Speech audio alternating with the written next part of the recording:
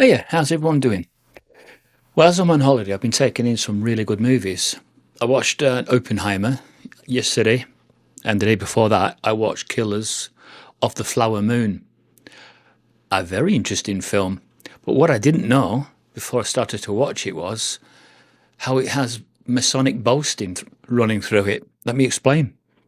The character that Robert De Niro plays is a 32nd degree Mason.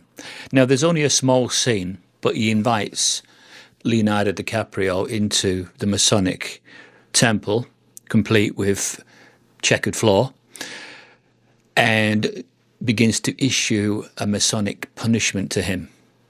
This is interesting. But for me, this is Masonic boasting.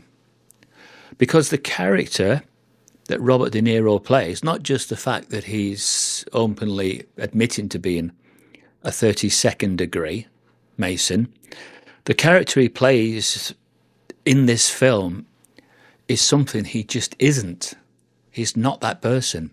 So, all intents and purposes, the Osage Nation, who stumbled across oil and made themselves very wealthy, they befriended him and they think that he has reciprocated that friendship. But it is just a pretense, it's pseudo, it's false, it's everything that the Masons stand for, the inversion of truth.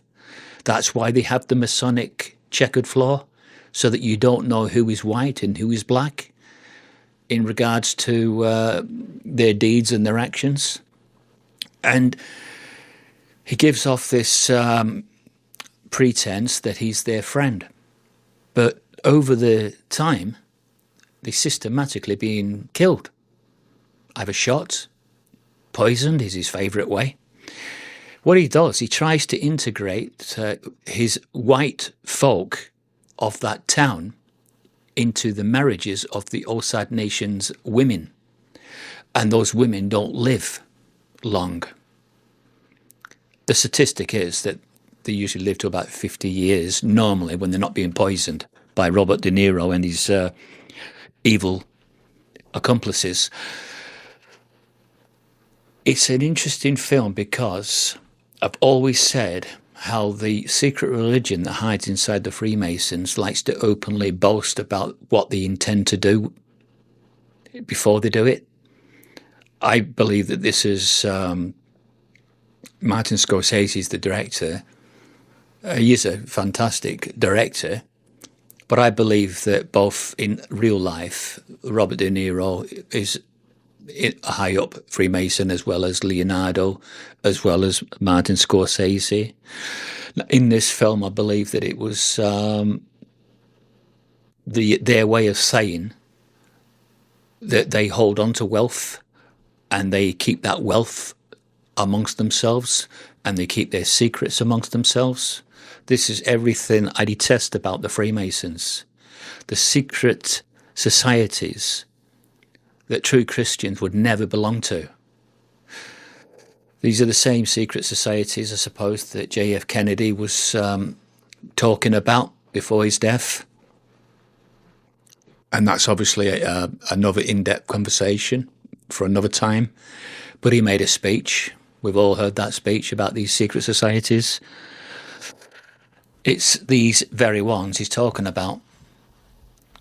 Because you don't know who is white and who is black, because they have this unbelievable ability to invert truth, to make you think that they are telling the truth when all along they are just pursuers of deception, and that those that they use are equally as corrupt and as evil as them. That's why they protect each other. You know, they come together, don't they, when their wealth is threatened. But in this film, you'll see that the Osage Nation, after striking this oil, they become very wealthy. And Robert De Niro's character is that he's also a wealthy man of that area. And he's also very clever, very clued up as to how he's going to hold on to his wealth, as well as get their wealth off them over time, sort of keep it in the family. That's what this film is about. The hypocrisy and the complete evilness of the American white so-called redneck, because they talk like rednecks. You want to hear how Leonardo DiCaprio speaks in this film. It's a testimony to his great acting, but for me, he just come across as a complete redneck. You know, I can imagine that if they were sat round the table of English gentlemen and they talked with that southern drawl the way they do, they wouldn't be respected. You know, that's just my opinion. Now, it turns out that it's semi-based off a true story. The character that Robert De Niro plays, he was part of the Scottish Rite Freemasonry, and they found all his cards, all his documentation. But I can't help but think that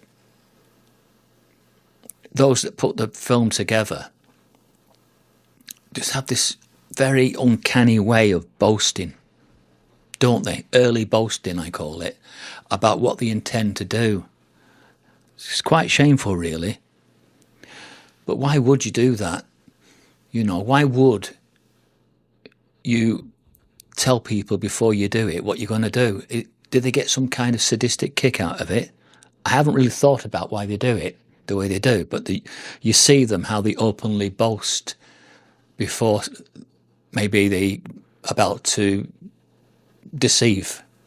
You know, you might have seen it in some speeches by very well-known prominent people, and they might throw a Masonic symbol out, and then they might then go before the cameras and completely go into a fabricated lie. It's as if they think they've got a free license to lie. And I believe that the characters, you know, Leonardo and Robert De Niro, I believe that this wasn't far off the truth as to really the kind of people perhaps they are in real life. You know, they are both pursuers, aren't they, of secret societies. They're not God-fearing and true Christian-loving people, are they? You look at them and you don't see that in them. And I just feel as if this is one film that has hit home with me. There are many films that do that. Rosemary's Baby, that was another one that alerted me to this new world of deception that comes from the secret religion that hides inside the Freemasons. Now, I probably can't play any extracts from it, although I'd love to. Like if I was to go to this scene here, and then drop that in, I'm not sure whether I'm going to capture this, but can you see how this is the Grey Horse Masonic Lodge? I'm going to play this bit. If it comes out, it comes out. If it doesn't. So you've got the checkered floor, the inversion of truth. What you think is white isn't, it's black. The punishment that is forthcoming to anybody that steps outside their set boundaries and rules. Neil, please. So this is the humiliation that's part of this secret religion and man-made.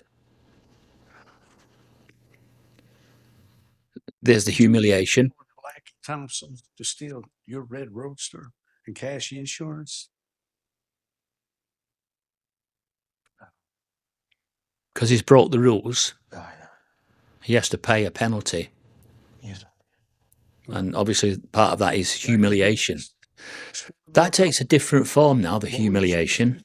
We see that certain Hollywood people have to go through a humiliation process when they break the rules. So who takes care of Bill Smith and his blanket now?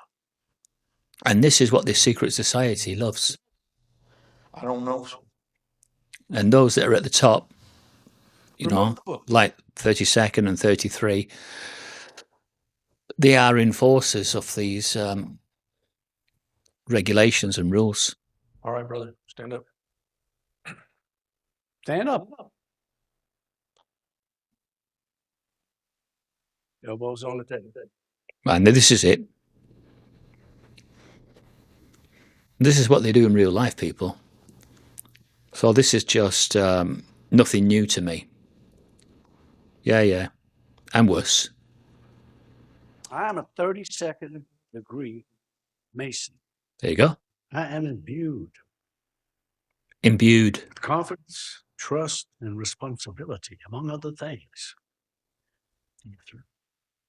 You know what that is? I'm going to stop it there. I am a 32nd degree Mason and I am imbued. Yeah, because he's taken the oath, probably the swords at the throat, that he has to administer punishment to those that step outside the rules. It's a very interesting situation and film, this. So I hope if you get the chance to watch it, then please watch it. If not, just to see for yourself whether Martin Scorsese that's the director, with the help of Robert De Niro and Leonardo DiCaprio, with their help, is he having a boast about the Freemasons in this film? Anyway, I've got to go. I'll see you again.